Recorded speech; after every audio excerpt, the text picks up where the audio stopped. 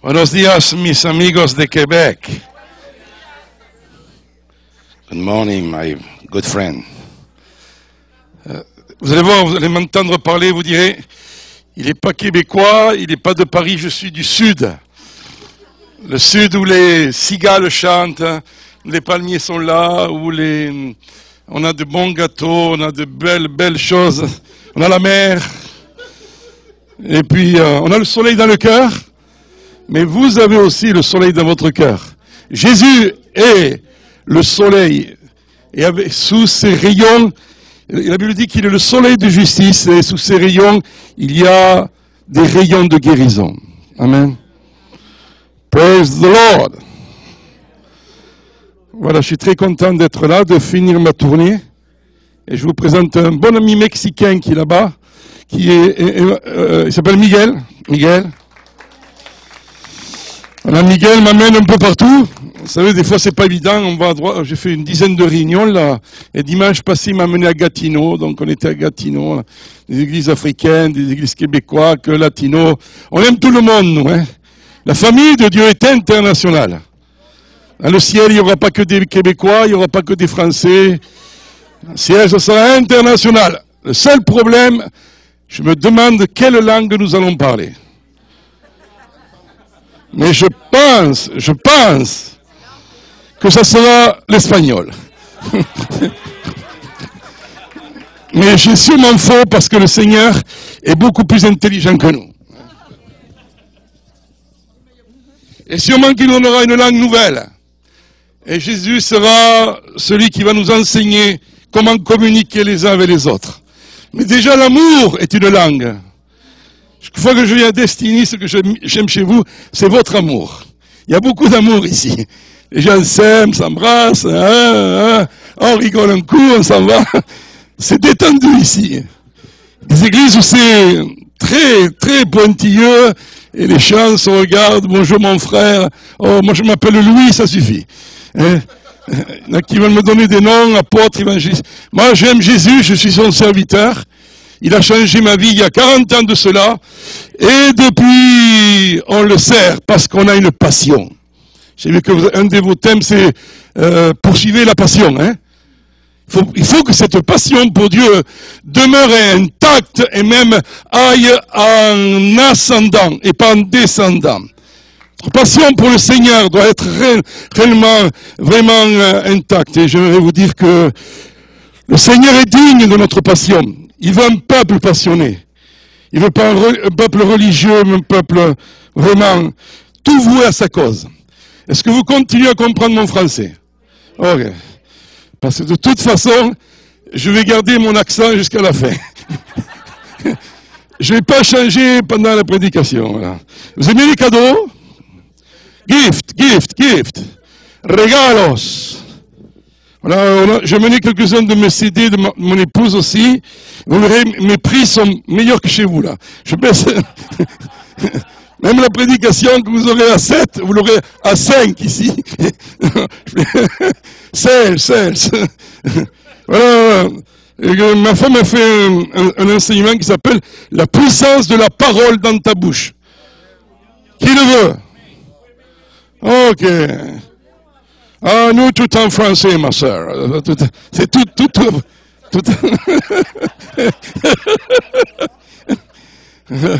But it's a way of learning, you know. Listen. With a French accent, it's quicker. Yes.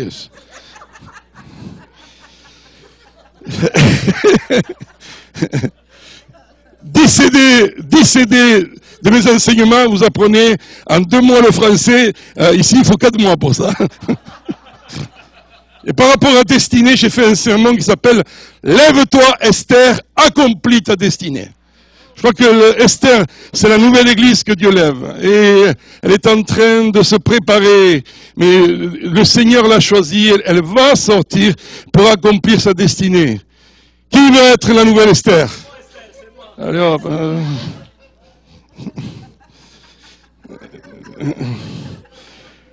Esther, beauty. Okay, you want one? Ok. Miguel, tráeme un CD, le voy a mujer, sí, sí. No hay problema.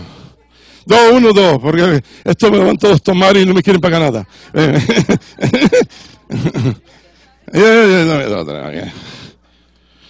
Ok, uno, dos. Ok. Okay, this is for you. I'm kidding. I'm kidding. I know you speak in tongues. Yeah. I will offer to you one good about the financial blessing. The only thing is part one, you need the part two after. And now I will give you part two. The plan of God for the blessing, the financial blessing. Okay. You can share. You can share. I'm kidding when I say that. Even if she understood, I like to joke, you know. Amen. Ok. Est-ce qu'on peut se lever, on va faire une déclaration, une confession. Can we stand up, we'll do a confession.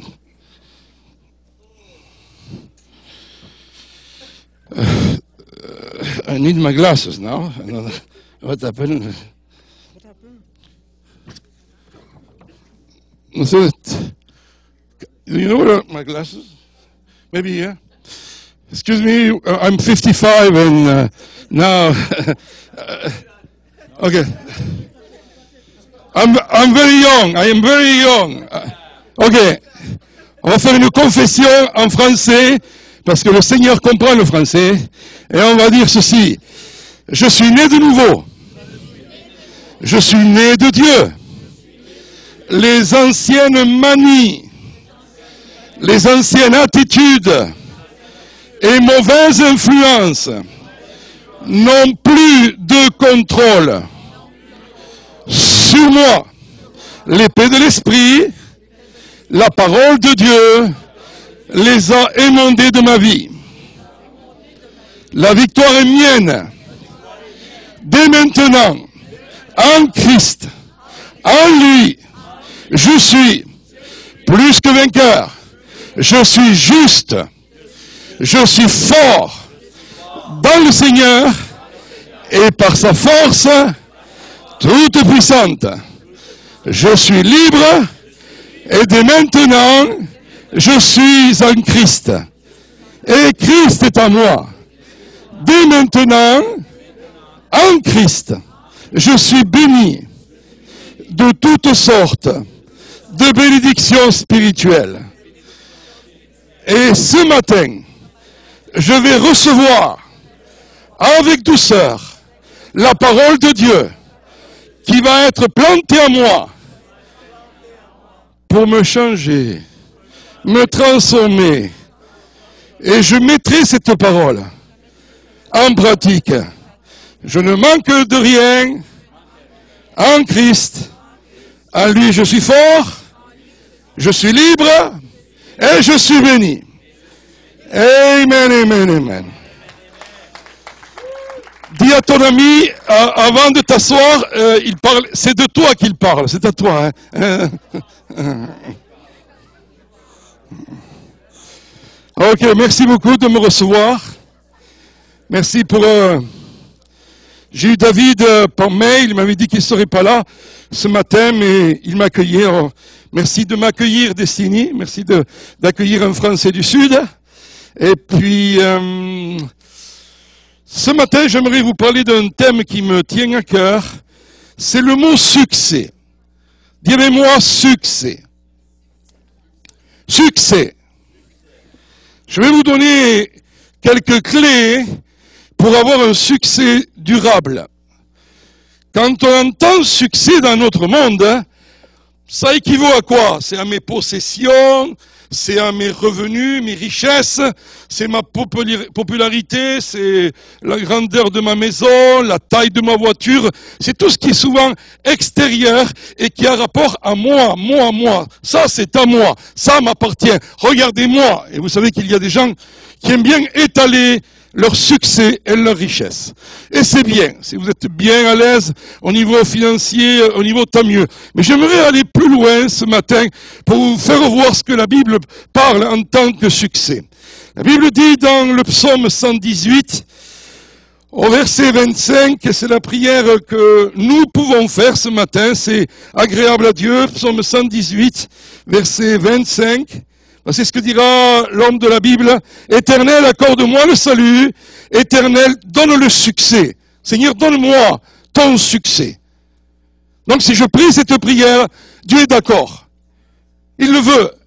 Et maintenant, je vais faire ce qu'on appelle une acrostiche.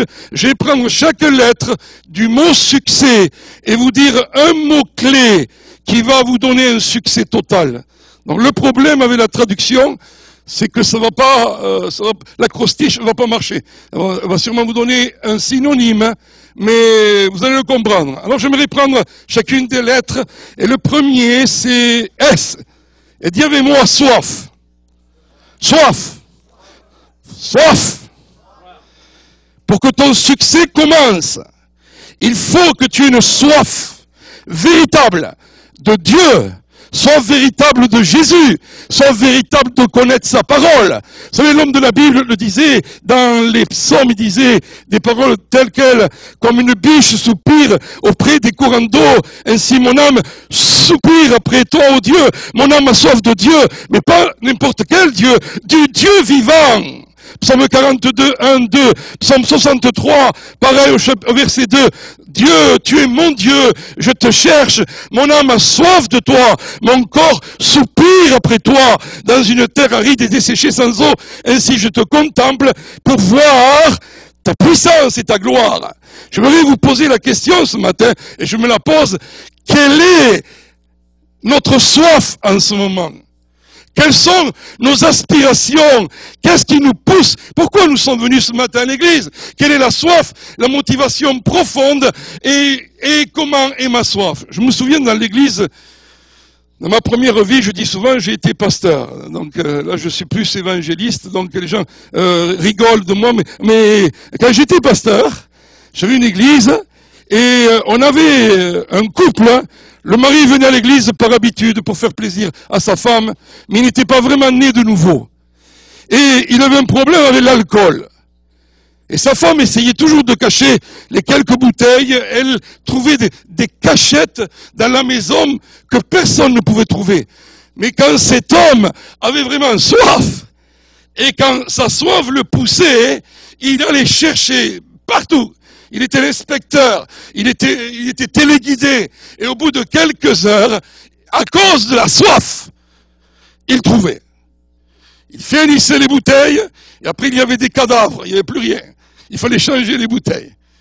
Quelle est ce matin notre soif vis-à-vis du Seigneur? Est-ce que j'ai soif d'une nouvelle église, soif d'une nouvelle réunion, soif d'une nouvelle rencontre? Ou alors il y a réellement dans mon cœur ce que disait le psalmiste, Seigneur, mais moi, je suis comme cette biche, je soupire, j'ai soif à l'intérieur de moi.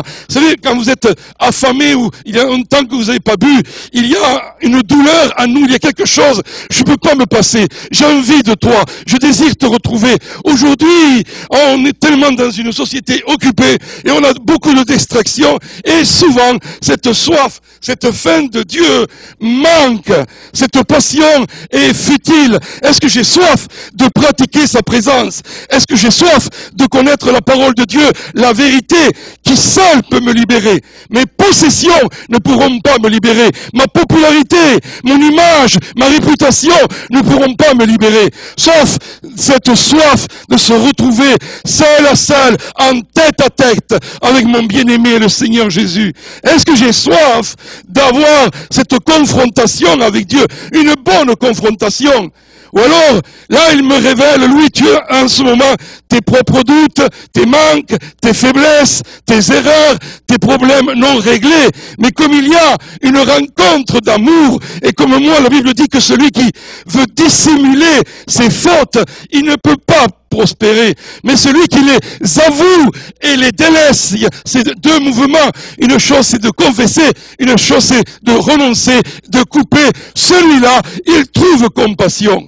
Et dans cette présence de Dieu, quand j'ai soif d'une rencontre authentique, je le rencontre, il me trouve, il me libère, et je sors changé de sa présence. Soif de Dieu, Applaudissons le Seigneur. Soif, soif. Soif de, comme disait le psalmiste, il y a d'abondantes joies devant ta face, des délices éternelles à ta droite. Le psaume 16, il y a une gaieté débordante.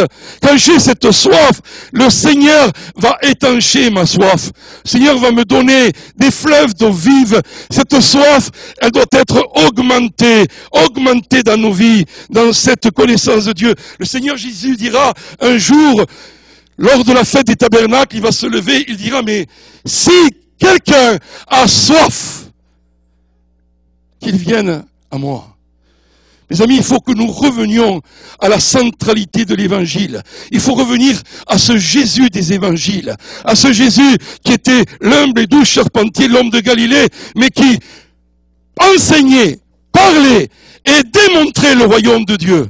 Il faut que nous retrouvions ce Jésus-Christ qui va dire, cherchez d'abord le royaume de Dieu et sa justice. Vous savez ce qu'il dit le Seigneur ainsi? Il dit, lui, que mon règne soit toujours en premier dans ton cœur. Quand je cherche le royaume de Dieu, c'est que Jésus doit régner dans mon cœur, dans mes pensées, dans mes décisions, dans mon futur. Seigneur, règne en moi.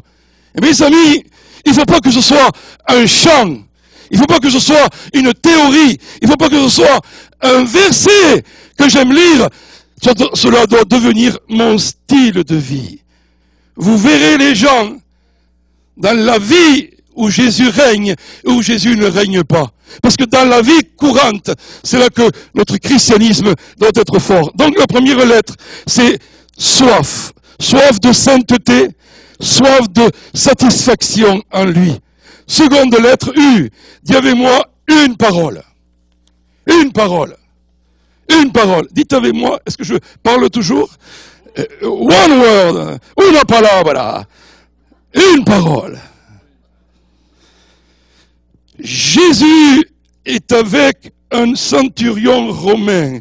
Et cet homme, loin de la foi juive, dira, Seigneur, écoute, mon serviteur est malade. Tu n'as même pas besoin de venir chez moi. Dis seulement une parole. Et mon serviteur sera guéri. Seigneur, tu n'as pas besoin de dire un sermon entier. Tu n'as même pas besoin de venir chez moi. N'envoie pas même une parole venant de ta bouche. Elle fait triompher et la maladie doit plier. Une parole.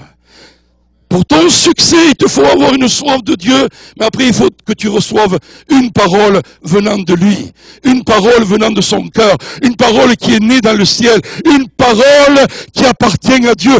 Il nous faut, en ce moment, dans les tourmentes de ta vie, les tempêtes, en ce moment, dans ce que tu traverses, ce que tu as besoin, c'est d'entendre une parole. Pas 1000 paroles d'hommes, une parole. À un moment donné, Abraham est là. Et Dieu lui dit, va, quitte ton pays, laisse ta famille, laisse tes possessions, et va vers le pays que je te montrerai, et je ferai de toi une grande nation. Une parole change la destinée d'un riche terrien de l'époque pour poursuivre Dieu qui allait lui donner non seulement les pays, mais il allait devenir le père de la foi. Une parole dite à Josué, oh, laisse Jéricho est là, c'est imprenable, mais je te dis, Josué, va, tourne, chante, joue, cette fois, fais le tour, et à mon nom, les forteresses vont tomber. Est-ce que les forteresses tombent? Oui, elles tombent. Lorsque tu reçois une parole, les forteresses de ta vie, là où tu es emprisonné, des forteresses de pensée, des forteresses d'orgueil, de spéculation, parce que ce qui va s'élever dans ta vie contre la connaissance de Dieu, elles vont tomber ce matin si tu entends une parole. Sois libre. Sois libre de ta réputation, de l'image que tu donnes. Sois libre afin que vraiment le papillon qui te fond de toi sorte de ce cocon et que tu ne rampes plus comme un ver. Il est temps que nous soyons en train de recevoir une parole. Notre problème, c'est que nous avons non seulement nos pensées, les paroles des uns des autres, et nous sommes remplis de milliers de paroles. Et ce que dit la Bible, c'est quelle parole vas-tu croire? Ce matin, quelle parole vas-tu croire? La parole tranquille, de la logique humaine, c'est bien ce qu'il dit, mais c'est pas pour nous ça. Nous, on gère bien notre vie, tout est bien, tout est calculé. Non, non, laisse-le tranquille, que tu connaisses un peu la Bible. Et mes amis, tant que tu n'auras pas aligné ta vie avec la parole de Dieu, tu vivras une vie médiocre, en dessous de la moyenne. Il faut que nos vies soient vraiment, mes voix ne sont pas, Jésus dira, le Seigneur dira, mais mes voix ne sont pas vos voix, mes pensées ne sont pas vos pensées. Le problème, c'est pas que je dois ramener Dieu dans mes pensées, je dois m'élever, je dois le rejoindre. Alors quelle parole vas-tu croire? Même quand le diable commence à te torpiller, à t'envoyer des flèches, quelle parole? Parole de peur, parole de crainte. Tu n'y arriveras pas, c'est trop difficile, et tu commences à vivre replié sur toi. Et notre ami disait ce matin, le psaume 91. Ah oui, il est ma forteresse, il est mon refuge, je ne craindrai pas la flèche en plein jour, en pleine nuit, je ne craindrai pas la terreur, je ne craindrai pas une armée. Pourquoi? Parce que l'Éternel, celui qui demeure à l'abri du Très-Haut, repose à l'abri du Tout-Puissant. Quand tu as trouvé ton bouclier, ta forteresse, lorsque tu as couru dans cet abri, il n'y a pas un lieu de plus de sécurité que celui-là. Et que peuvent te faire des hommes? Les hommes ne peuvent pas tout toucher. J'aimerais te dire ce matin, les hommes ne peuvent plus tout toucher. Notre problème, c'est quoi? C'est avoir la crainte des hommes ou avoir la crainte de Dieu. Quant à la crainte et la peur des hommes, la peur de recevoir un mauvais rapport, de recevoir, en allant voir le docteur, quelque chose que tu ne veux pas entendre, mon frère et ma sœur, confie-toi dans le Seigneur. Mon frère et ma sœur, fais-lui confiance. Et encore une parole. Vous savez, des fois on est là dans l'épreuve, et là le diable me torpille. Tu vas pas t'en sortir, ça ne finira jamais.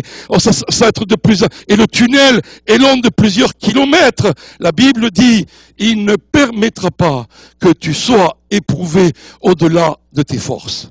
Dis avec moi, Dieu, vous pouvez parler mes amis de destinée, Dieu ne permettra pas que je sois éprouvé au-delà de mes forces.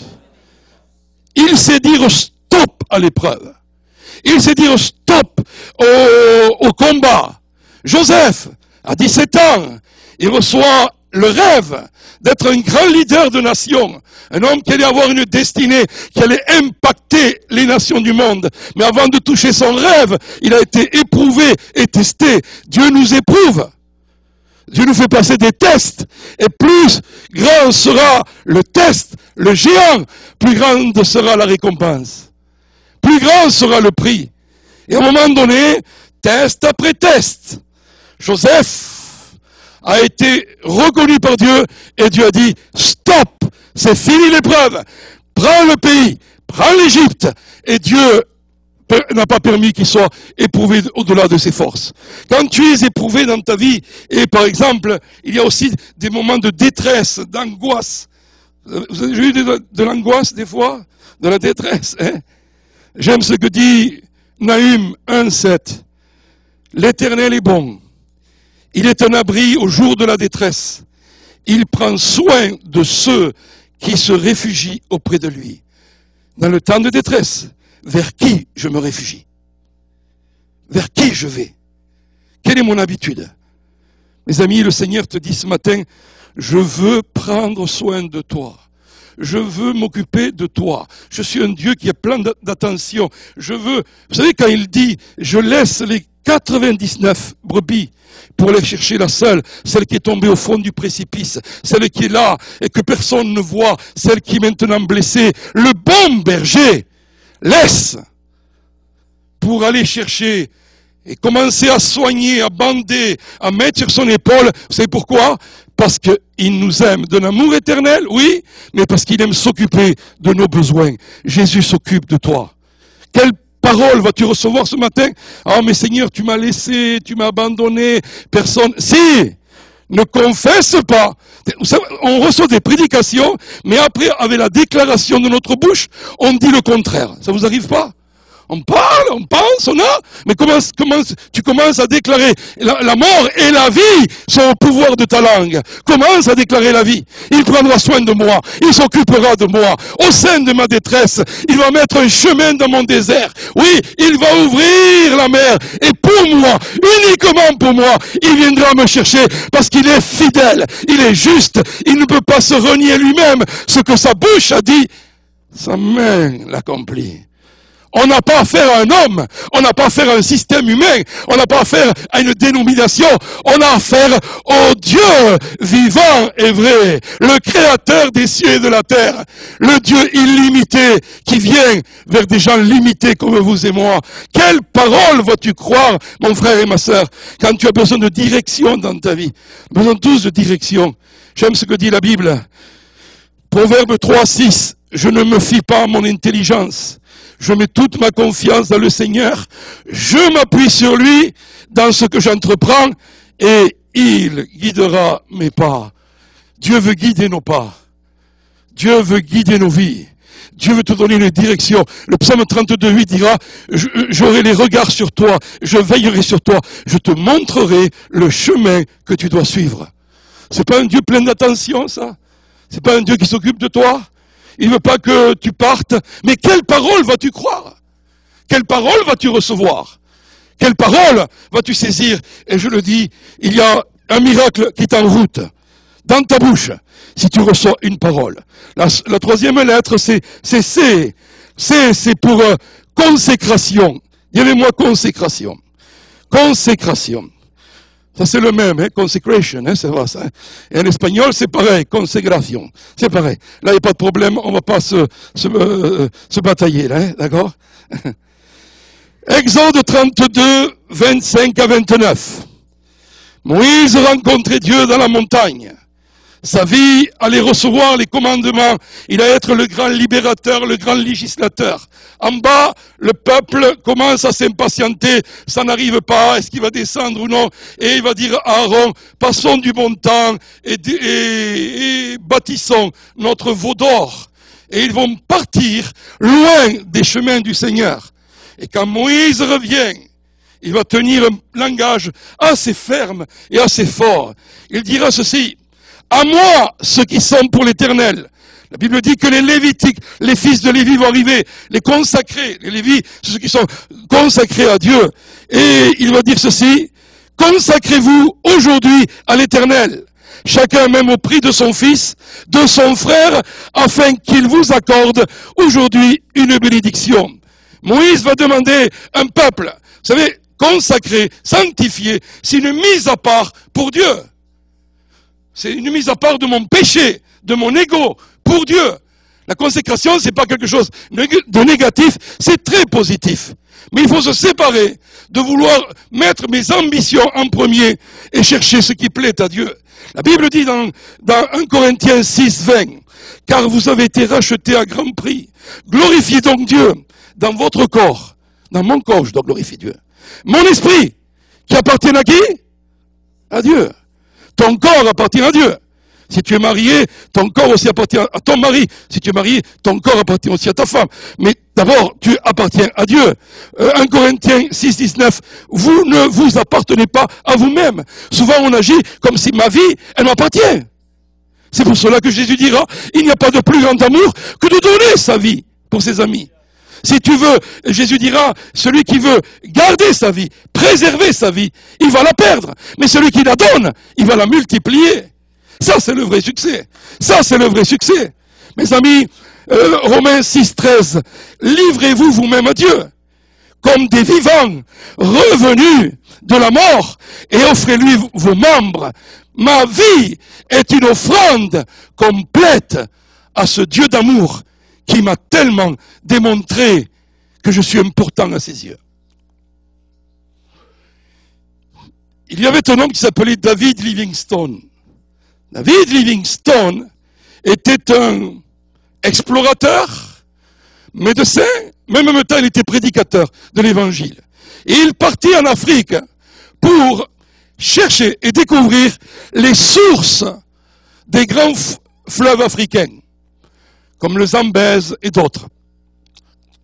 Et David découvrait chacune de ces explorations. Il envoyait des rapports à Londres et les gens étaient stupéfaits parce que de plus en plus de choses étaient connues à tel point qu'ils dirent David, viens à Londres, on te fait une conférence de 3 jours et tu exposes toutes tes découvertes. Mais David ne répondait jamais à l'invitation. Jamais il repartit à Londres. Et les gens s'impatientaient. Et un jour, ils vont envoyer un homme du nom de Stanley. Stanley était un journaliste, avec tâche d'aller le retrouver, là où il se trouvait, et le ramener pour les conférences. Donc il arriva, avez-vous vu David Livingstone? Vous savez où il est? Ils l'ont cherché, mais introuvable. Au bout de 10-15 jours, des gens lui dirent, dans une tribu, là-bas au loin, il semble qu'il était avant-hier. Il était là-bas.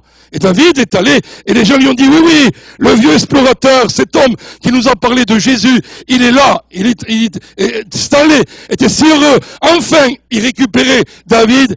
Et là, il rentre, et la scène de la fin était la suivante, c'était que David Livingstone était agenouillé près de son lit. Mais il semblait que le corps n'était plus en vie, il était là, et il s'approcha de lui. Et cet homme était parti rejoindre la patrie céleste. Mais à côté de lui, il y avait son journal de bord. Et voici les dernières paroles de David Livingstone. Mon Jésus, mon Sauveur, mon Roi, mon tout, une fois de plus, je me consacre à toi. Encore et encore, je me donne à toi. Encore et encore, ma vie t'appartient. Encore et encore, je suis dépendant de toi. Et vous comprenez que c'est plus que l'histoire d'un dimanche matin, chaque semaine. Comprenez que la consécration, c'est tout ce que j'ai, tout ce que je suis, tout ce que j'espère devenir, t'appartiennent, Seigneur. C'est à toi. C'est pour cela que je vois, des fois il y a des problèmes, parfois entre chrétiens, je dis mais ça c'est petit, c'est rien, lorsque ta vie est consacrée à Dieu, tu passes au-delà de ces choses-là. Mon frère et ma sœur, Jésus est en train d'appeler une église, une épouse consacrée à sa cause, à lui. 4e lettre, il y a un C encore, et cette lettre c'est Constance. Dis avec moi Constance. Consistency. Hein? En anglais aussi, ça se dit? Consistency. Constancia. Persévérance. Tu as soif de Dieu. Il te donne une parole pour toi, pour ton travail.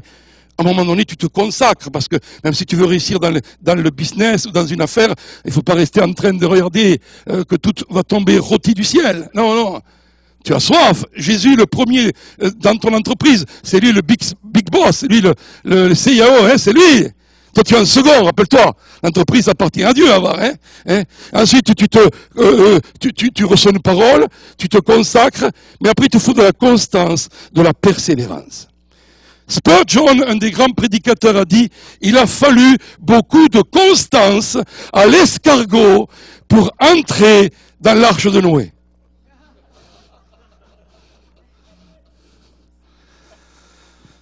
Quand Dieu appelle les couples des animaux 2 par 2, les premiers c'était qui arrivaient? Les guépards, 110 km à l'heure. On est les premiers, médaille d'or. Après sont arrivés, d'après vous, après les guépards, qui court vite parmi le règne des animaux, qui est arrivé en second? Et qui? Les antilopes sont médaille d'argent, les antilopes. Les cheetahs, allez, on les met en 3e position, 4e. Mais quand monsieur et madame escargot ont entendu l'appel, allez chérie, on part. 1 mois, 2 mois, 3 mois, je sais pas. Mais quand le Seigneur Dieu voit les escargots entrer, si l'escargot est là, tout le monde est là. On ferme la porte. Ça, c'est l'évangile selon Saint Louis. Mais il a fallu de la persévérance. Il a fallu de l'endurance. Oh, on s'arrête, chérie, on s'en va 15 jours à Cancun, on revient après. Non, il a fallu partir. Et mes amis, j'aimerais vous dire, dans la vie chrétienne, ce qui va déterminer ton succès, ça va être ta constance, ton endurance, ta persévérance. Vous savez ce qu'on a parfois, pas ici, on les a en France. C'est ce qu'on appelle les chrétiens montagnes russes. J'étais à Los Angeles il y a quelques années, un pasteur m'avait invité, et il m'a amené à Walt Disney avec ma fille, et il a voulu m'amener au parc d'attractions. Et moi, j'aime pas les parcs d'attractions parce que j'ai de mauvais souvenirs. J'ai un peu peur devant tout ce phénomène de monter, descendre, tout ça. Mais pour faire plaisir à ma fille, papa, viens, tu montes. Alors on est monté. J'ai monté sur mon petit chariot. Et mes amis, une petite montagne russe. Et au début, j'étais très tranquille parce que je mettais ma main de côté et j'avais une petite rivière qui coulait. Et là, je disais, l'Éternel est mon berger, il me conduit vers des eaux paisibles. Ah, je dis ça, si ça continue comme ça, je reste toute ma vie. C'est bien, la fraîcheur. Mais tout d'un coup, il y a une montée, et là, j'étais plus près de toi, Seigneur. Et arrivé à la montée, mes amis, wow, wow, wow, wow, wow. Et là, j'ai cru que c'était la fin de ma vie. Mon cœur partait, je l'ai rattrapé. J'ai commencé à prier en langue. J'ai chassé tous les démons. Mais je pensais que c'était ma fin. C'est fini, Seigneur. C'est fini. Et ça durait, pour moi, ça durait un quart d'heure. Ça va durer 1 minute 15. Et quand la finalité est arrivée et que j'ai de nouveau touché l'eau, j'ai dit Seigneur, dès que c'est fini, je descends. Et j'ai touché l'eau, je suis parti. Et il me fallait une demi-heure pour me... C'était très difficile. Pour moi, je suis costaud, mais là, ma fille, elle a rigolé de moi et tout ça. Ça fait du bien pour notre ego. Il y a des chrétiens... il y a une bonne atmosphère, Destiny. Oh, on aime bien, tout le monde nous aime. Mais des fois, il y a des montées dans la vie. Des fois, il y a des descentes. Et un jour, ils sont en haut. Oh, j'aime Jésus ce matin. Mais demain, à cause de l'épreuve, à cause d'un mari qui n'est pas toujours aussi gentil qu'on le voudrait, à cause d'un patron qui parfois nous réprime. On a tous toutes sortes d'épreuves. Et les chrétiens, j'aime Jésus, je l'aime plus. Je vais à l'église, on a des chrétiens montagnes russes. Pas chez vous, chez nous. Mais si vous vous êtes reconnus, c'est qu'on fait partie de la même équipe. Et on va être honnête. Le Seigneur disait dans Osée, il reconnaissait nos faiblesses. Osée 11:7. Mon peuple est enclin à l'inconstance. Envers moi, je reconnais qu'Israël, il est enclin. Je le bénis, l'alliance est là, la manne est là, mais après il se dévie, il s'en va. Vous savez, notre problème c'est l'abandon du Seigneur. Pour 1 heure, une semaine, un mois, on s'écarte et on fait les choses à notre façon. On ne dépend plus de lui. Le Seigneur dira dans Osée 14:5, je guérirai leur inconstance. Dieu te dit ce matin, je vais guérir ton inconstance parce que j'aurai un amour généreux envers eux. L'amour de Dieu à ton égard, il est généreux. Et c'est pour ça qu'il veut te guérir. Pour que tu ne sois plus un chrétien montagne russe, mais un homme qui marche dans la vie, constant, qui persévère. Il va te donner, comme dira, Jacques dira, rappelez-vous de la fermeté de Job. Vous vous rappelez Job ?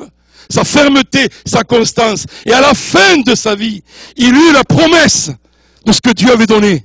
Le double pour tous les troubles qu'il a eus. Parce que Dieu est fidèle. Je vous donne une biographie de quelqu'un. Cet homme fait faillite à l'âge de 31 ans. À 32 ans, il fut battu aux élections législatives. À 34 ans, de nouveau, il fit faillite. À 35 ans, il vit mourir sa petite amie. À 36 ans, il fit une dépression nerveuse. On arrête parce que là, on va tous déprimer. Mais il continue. À 38 ans, il fut battu aux élections locales. À 43, 46 et 48 ans, il se présente pour les élections du Congrès et 3 défaites. Alors il s'attaque plus fort, il s'attaque au Sénat à 55 ans, et il fut encore battu. On arrive à 10 défaites déjà, c'est pas mal. Hein. Alors, ensuite, à 56 ans, il ne peut pas s'inscrire aux élections de la vice-présidence. À 58 ans, il est battu encore aux élections du Sénat, mais à 60 ans, cet homme devient président des États-Unis. Cet homme s'appelait Abraham Lincoln. Il a persévéré, il a été constant, il avait un but envers et contre tout. Cet objectif, il voulait l'atteindre. Il a été président pendant 4 ans, mais pendant 4 ans, mes amis, les réformes qu'il a faites ont été extraordinaires. Vous vous rappelez, lors de la guerre de sécession entre les Yankees, les sudistes, les nordistes, à un moment donné, il dit, mais ce peuple se déchire. La seule chose, c'est de publier un jour de jeûne et de prière, afin que Dieu restaure, réconcilie notre nation. Et c'est ce qui va se passer après ces moments-là, confiant à Dieu la destinée du pays. Le pays est devenu un. Et les gens savaient que lorsque les matinées d'Abraham Lincoln, dans un vestibule, il y avait sa Bible qui était là, il disait qu'il allait avoir une relation avec Dieu, où Dieu allait lui donner comment guider et diriger le pays.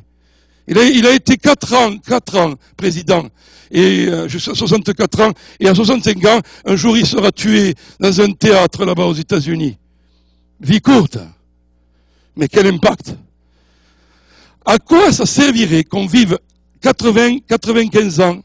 Je vous souhaite la plus longue vie possible. Mais si ta vie n'influence personne, si ta vie ne marque personne, si ta vie ne change pas la destinée de quelqu'un, si ta vie n'a pas un souvenir de ce que tu es passé par là, et à un moment donné, tu as été pour eux une bénédiction, à quoi ça servirait? Le succès personnel. J'arrive à la lettre E, l'avant-dernière lettre, et dit E, élévation. Quand tu as reçu tout ça, il faut qu'il y ait l'élévation de ta pensée, de ton potentiel. Il faut qu'il y ait une élévation de ta vision. La Bible dit dans Proverbe 23:7, car il est tel que sont les pensées de son âme. Certaines personnes ont les clés de leur succès, mais ils ne croient pas en eux-mêmes. Ils ne pensent pas que c'est possible. Ils sont toujours en train de se sous-estimer. Ils sont toujours en train de s'enfoncer. Alors, tu as différentes connexions, relations. Fais attention avec qui tu vas t'allier. Fais attention avec qui tu vas te relier. Parce que je dis souvent, les gens sont comme les ascenseurs. J'étais à Orly, là, avant de venir pour prendre mon avion, et je devais monter au premier étage pour les départs. Mais à un moment donné, où j'ai allé pousser le bouton, l'ascenseur est parti. Et je me suis retrouvé à moins de dans les parkings. Il y a des gens qui te font descendre. Il y a des gens qui parlent mal sur toi, il y a des gens qui vont commencer à te dire des choses que tu vas croire et tu vas descendre. Coupe les relations avec tous ces gens négatifs, avec ces gens-là qui sont en train de te faire du mal, ces gens-là qui sont toujours en train de te donner de faux espoirs. Mais va avec ceux qui montent, va avec les aigles, vole plus haut. À ceux qui croient en toi, qui t'aiment dans n'importe quelle circonstance. Quand tu réussis, quand tu es dans l'échec, il croit en toi, il est à côté, il te soutient. Va avec les aigles. Vous savez, lorsque Israël va aller dans le pays de la promesse, et Moïse envoie 12 espions. 12 espions. Et il va y avoir 2 rapports. Le rapport de la majorité et le rapport d'une minorité de 2 personnes. Et voici que les 10 reviennent et vont dire, Moïse, le pays de la promesse. Oh Moïse, Canaan, c'est formidable. Il y a des grappes de raisin. Avec une grappe, tu manges pour 2 mois. Des figues, des raisins, des grenades. Le terrain est beau. Oh mais Moïse, on ira ensemble. C'est pour nous. Oh oui, mais. Moïse, il n'y a qu'un problème. C'est que pour y aller, pour les traverser, il y a des géants. Donc Moïse, oublie. Oublie quoi? Oublie la parole de Dieu. Oublie la promesse que Dieu avait dite. Je vous donne le pays. Oublie-le. Moïse, viens. On préfère tourner. On va tourner 1 an, 2 ans. Moïse, on va tourner ensemble pendant 40 ans. Et la vie devient monotone. On tourne avec nos problèmes, avec nos questions. On préfère tourner que d'entrevoir ce que disent Caleb et Josué. Ils diront ceci. On a vu le pays. Moïse, il est pour nous. Dans Nombre 11-30, je crois que c'est, 12-30. Il y a ceci, non, 11-30, pardon. Il dira ceci, Caleb dira, le pays pour nous, nous monterons, nous le prendrons, Dieu nous le donne, et nous y serons vainqueurs. Vous savez ce qu'il y a dans cette élévation? Souvent des gens vont vous dire ceci. C'est possible, mais c'est trop difficile. Vous l'avez déjà entendu? C'est possible, mais c'est pas pour toi. C'est possible, mais dans 10 ans. Mais Caleb, il va dire autre chose. C'est difficile, mais c'est possible. On peut l'atteindre. Si Dieu est pour nous, qui sera contre nous? Celui qui est en nous est plus fort que tous les géants de Québec. Oui ou non? Mes amis, il faut relever le défi. Il faut relever la torche. Il faut de nouveau croire qu'un homme avec Dieu, c'est la majorité. Élève-toi ce matin. La Bible dit dans Psaume 75, 7 à 8, c'est Dieu qui élève. L'élévation ne vient pas de l'Orient ni de l'Occident. Il élève qui? Les humbles. Les humbles sont ceux qui ont laissé de côté leur ego. L'ego est absent dans ma vie. Ceux qui sont dépendants de Dieu. Sans lui, je ne peux rien faire. Mes amis, il nous faut croire que Dieu élève. Dieu élève un Abraham, un Joseph. Dieu élève un Daniel, une Ruth, une Esther. Dieu élève des hommes. Et j'aimerais te dire, tu es le prochain sur la liste. C'est toi que Dieu va élever. Est-ce que tu le crois? Nous allons être élevés par Dieu. Dieu nous élève. Mais moi aussi, je crois en moi. Et je m'élève au-delà de la médiocrité personnelle. Et je finis par la dernière lettre, S. S, tu es sans limite. Sans aucune limite. Tu deviens un homme inarrêtable, invincible. Tu as du succès selon Dieu, parce que la Bible te le déclare. Et là, je vais te donner simplement quelques versets. La Bible dit dans Genèse 18, 14, y a-t-il donc quelque chose que moi, le Seigneur, je sois incapable de réaliser? Rien, Seigneur, tu peux tout réaliser. Pourquoi? Parce que rien n'est impossible à Dieu. Oh, voici je suis le Dieu de toute chair. Y a-t-il rien qui soit trop difficile pour moi? Non, Seigneur. Mais la Bible dit ceci, tout est possible à celui qui croit. Donc la promesse est là, et le Seigneur la donne, mais il faut que je collabore avec lui. Il faut que j'entre dans une synergie avec Dieu. Et cela m'amène à être un homme sans limite. La prière agissante du juste, elle a une grande efficacité. Oui, non? Ta prière, ce que tu es en train d'apprendre sur la prière, fait de toi un homme agissant, efficace. Regardez ce que dit Marc 11, 24. Tout ce que vous demandez en priant, croyez que vous l'avez reçu, et cela vous sera accordé. C'est pour nous ça. Nous sommes sans limite. Celui qui croit en moi fera les mêmes œuvres que moi, et il en fera de plus grandes. Nous sommes sans limite. Tout ce qui est né de Dieu. Qui est né de Dieu ce matin? Tu es né de Dieu. La promesse est pour toi. Tout ce qui est né de Dieu triomphe du monde. Et la victoire qui triomphe du monde, c'est ma foi.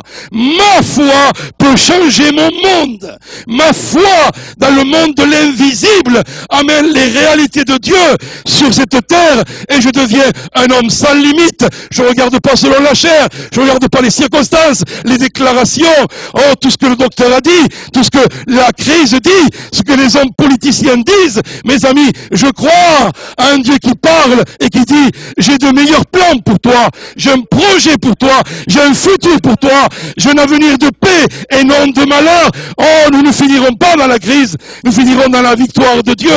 Nous réussirons, mes frères et mes sœurs. Voici l'assurance que nous avons auprès de lui. Si nous demandons quelque chose selon sa volonté, il nous écoute. Et si nous savons qu'il nous écoute, quoi que ce soit que nous demandions, nous savons que nous possédons ce que je lui ai demandé. La prise de la foi, la certitude de la foi. Dieu est avec moi, je l'aurai, j'attendrai. Vous savez ce que j'ai inventé dernièrement? Un nouveau mouvement. Vous savez qu'il y a les baptistes, les pentecôtistes. Moi, j'ai nommé un nouveau groupe qui s'appelle les jusqu'au-boutistes. Jusqu'au bout, jusqu'au bout. On ira jusqu'au bout du bout. On y arrivera. C'est dur. Pour moi aussi, ça a été dur des fois. Des fois, j'ai voulu tout lâcher. Des fois, il me semblait, mais Dieu me dit, Louis, relève-toi, encore un coup de rein, un nouveau coup de rein.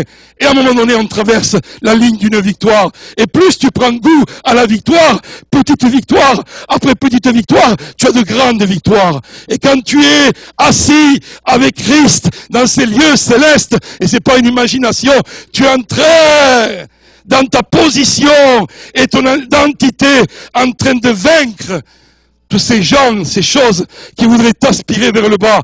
Va vers le haut, continue mon frère. Mais face à la promesse de Dieu, Abraham ne douta point, pleinement convaincu de ceci. Ce que Dieu a promis, il a aussi la puissance de l'accomplir. Oh, je crois dans ce Dieu qui appelle à l'existence ce qui n'est pas vivant aujourd'hui. Dans toutes choses, nous sommes plus que vainqueurs par celui qui nous a aimés. Et ni la mort, ni la vie, le présent, l'avenir, aucune créature, mais rien ne me séparera de cet amour inconditionnel du Seigneur pour toi. Vous êtes forts, vous êtes sans limite. Ceux qui ont des problèmes de manque d'amour, le Seigneur te le comble, te le donne. Parce que la Bible dit que l'amour parfait bannit la peur et la crainte. Tu veux être vraiment aimé parfaitement, c'est de Dieu. Il n'y a que Dieu qui peut t'aimer parfaitement. Après, si tu as des gens autour de toi qui t'aiment, c'est difficile, être aimé inconditionnellement des autres. Mes frères et mes sœurs, nous devenons sans limite. Et je finirai par ce verset. Je vis dans la foi au Fils de Dieu. J'ai été crucifié avec Christ. Ce n'est plus moi qui vis, c'est Christ qui vit à moi. La clé du succès, elle est là. C'est plus que Louis vive avec ses intérêts, ses ambitions, avec ses envies d'être reconnu, ses envies d'avoir du succès pour être mis sur la première page. Non, non, moi je veux que Christ vive en moi. Jean le Baptiste dira, il faut qu'il grandisse et que moi je diminue. Ça c'est la clé du succès. Parce que Christ en toi, il commence à faire des changements, des transformations. Le miraculeux vient, le surnaturel est en toi. Ils étaient là sur le bateau et à un moment donné la tempête est arrivée. Jésus est en train de dormir. Jésus n'est pas paniqué par nos tempêtes. Amen. Jésus n'est pas paniqué par tout ce qui se passe. Mais à un moment donné, il faut appeler Jésus dans nos tempêtes. Et le Christ vient. Oh maître, tu t'inquiètes pas de ce que nous périssons. Mais bien sûr que je m'inquiète de tes grands détails, de tes petits détails de ta vie. Mais il fallait que tu m'appelles. Il nous faut Christ en nous. Il nous faut Christ dans nos tempêtes. Il ne faut pas simplement l'appeler quand tout va bien, dans tous les moments de nos vies. Le Christ qui est en toi va calmer la tempête. Et tu vas te lever et tu vas commencer à faire que le vent tombe. Et la tranquillité revienne.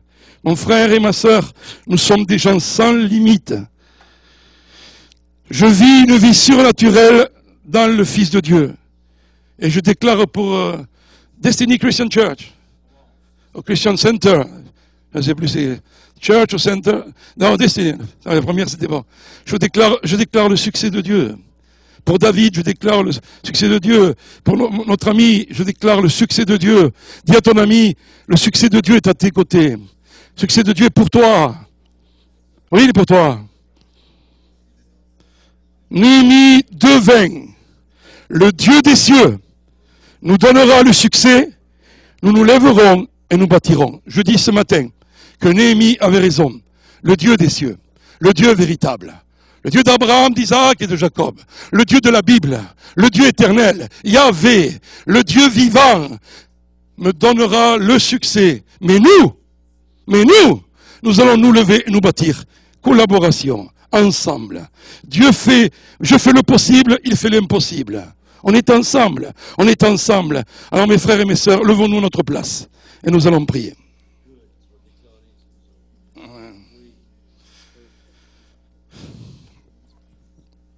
Éternel, accorde-nous le salut. Éternel, accorde-nous le succès. Mais Seigneur, donne-nous la compréhension comment toi tu vois le succès. Et ce matin, nous te disons que tout débute par une soif véritable du royaume, de toi, de ta beauté. Que nous puissions dire, mais j'ai soif du Dieu vivant et vrai. Le succès commence en Dieu et doit finir en Dieu. Il n'est pas dans l'homme, il n'est pas dans un système. Ce matin, Seigneur, donne-nous cette soif de t'aimer, de te connaître, de te rencontrer, de nous laisser pénétrer par toi, réviser par toi.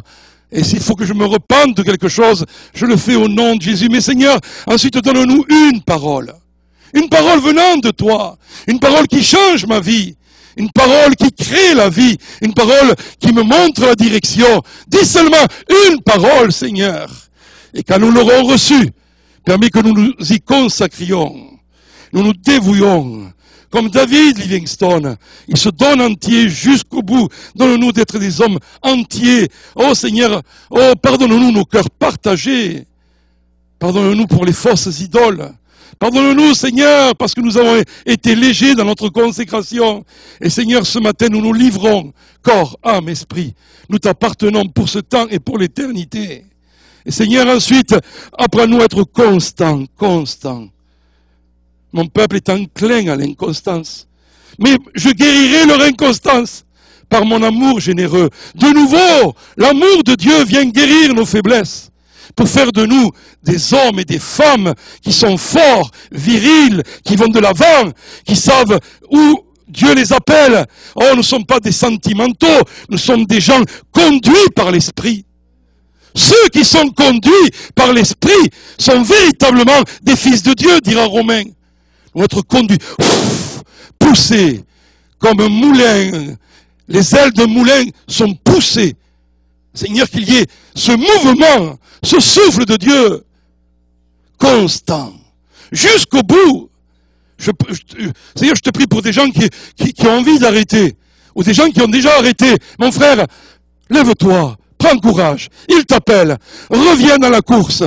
Il va te guérir de tes inconstances. Parce qu'il n'est pas là pour te condamner dans tes inconstances. Mais il te dit, tu vois, je suis en train de travailler ton caractère. Parce que mes amis, notre caractère est si important. Jésus dira que c'est à notre fruit, pas à nos dons que nous serons reconnus. Le caractère, l'intégrité, l'humilité, la loyauté, la fidélité. Oh, notre caractère va nous suivre dans l'éternité. C'est notre caractère qui nous suit. Béni soit Dieu pour l'école où nous sommes entre les mains du potier. Il fait de nous un nouveau vase. Père, élévation. Merci pour l'élévation. Tu m'élèves, mais moi aussi, je crois dans mon potentiel. Moi, je crois dans les promesses de Dieu. Je vais le voir se réaliser. Oui, Seigneur. Et permets que nous devenions des gens sans limite. Plus de limites. Dis avec moi, plus de limites. Sans limite. Au nom de Jésus, le Dieu des cieux vous donnera du succès. Mais vous qui êtes les serviteurs de Dieu, les servantes du Seigneur, levez-vous et bâtissez. Au nom de Jésus, Amen et Amen et Amen.